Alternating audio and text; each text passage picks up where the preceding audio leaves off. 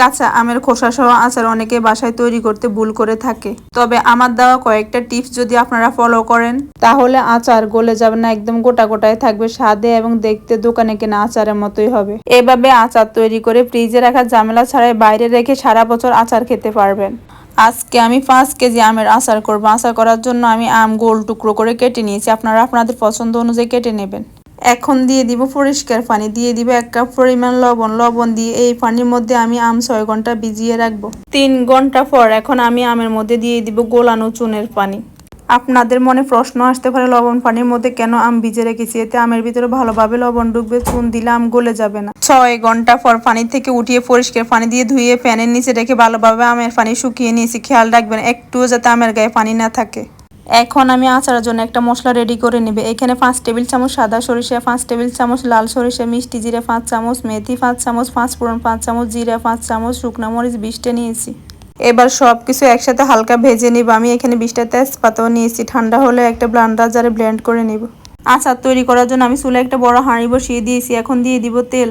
আমি এখানে 3 কাপ সরিষার তেল, 3 কাপ রান্নার তেল দিয়েছি। এখন দিয়ে দিব 5 চামচ কালো জিরা তেলের মধ্যে কিছুক্ষণ ভেজে নেব। এই আচারে অবশ্যই সরিষার তেল এবং রান্নার তেল দুটোই সমানভাবে দিবেন, তাহলে আচারের টেস্ট একদম দোকানের মতো হবে।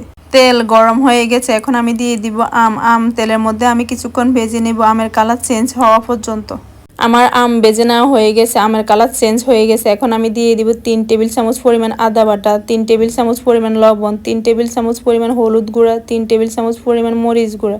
এখন দিয়ে দিব 1 টেবিল চামচ বিট লবণ, 2 কাপ চিনি। এবার সবকিছু একসাথে ভালোভাবে মিশিয়ে নেব। মিষ্টি আর জাল আপনারা আপনাদের টেস্ট অনুযায়ী দিয়ে নেবেন। এবার একটা স্প্যাচুলা দিয়ে সম্পূর্ণ মশলা আমি আমের সাথে ভালোভাবে মিশিয়ে নেব। এখন আমি দিয়ে দিব আগে থেকে তৈরি করে রাখা আচারের মশলা। এখানে আমি সম্পূর্ণটাই দিয়ে দিব 1 কাপ গোটা রসুন। এবার সবকিছু একসাথে ভালোভাবে আবারও মিশিয়ে নেব।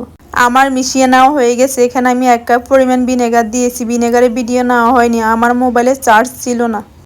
ভিনেগার দিলে আচার অনেকদিন পর্যন্ত ভালো থাকে, আচারের স্বাদ বহুগুণ বেড়ে যায়। এই পর্যায়ে আপনারা চাইলে কাশ্মীরি মরিচের গুঁড়া দিতে পারেন। কাশ্মীরি মরিচের গুঁড়া দিলে আচারের কালার আরও সুন্দর হবে। ঠান্ডা হওয়ার পর দেখেন আমার আচার একদম গোটা গোটা রয়েছে, ভিতরেও ভালোভাবে সিদ্ধ হয়েছে। এই আচার তৈরি করতে আমার টোটাল 8 থেকে 10 মিনিট সময় লেগেছে।